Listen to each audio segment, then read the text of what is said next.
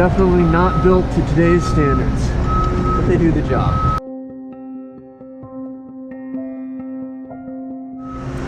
So first thing we're going to do is attach onto this rope grab. It's a safety precaution just in case I slip.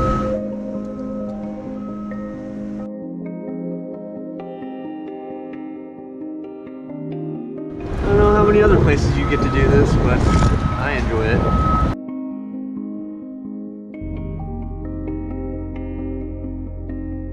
Todd and Travis coming up in the bucket. Took them longer to come up in the bucket than it did for me to climb straight up.